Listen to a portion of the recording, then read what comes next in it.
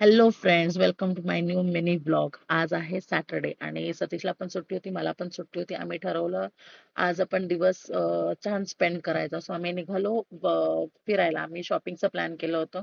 असं डान्स करत करत आम्ही निघालो आणि थोडंसं पुढे आलं आणि ट्रॅफिक लागलं. ट्रॅफिक तर ॲज युजल असणारच.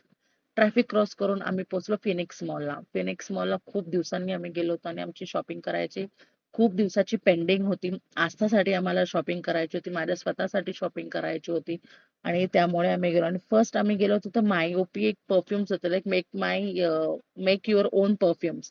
सो आम्ही ट्राय केलं काय आहे ऍक्च्युली. मी नेहमी बघायची बट मला एक्साइटमेंट होती काय आहे.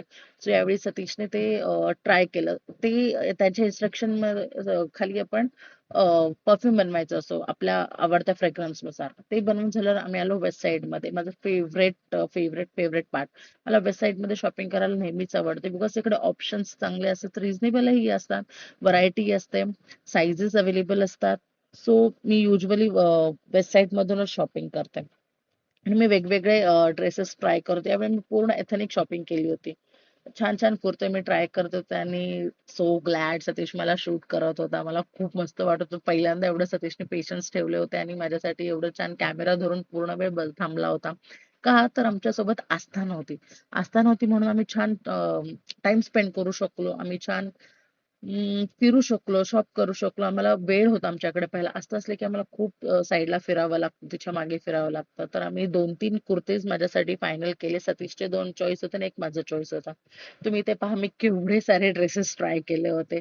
बट त्यातून मी फक्त 3च घेतले. मी सगळे नाही घेतले. आणि सतीश म्हटला, "थांब थांब मी तुझा व्हिडिओ काढतो." सो मी लगेच पोज देऊन तयार झाले आणि व्हिडिओ काढायला रेडी झाले. एवढ्या बॅग्स घेऊन मस्त फिरत होते.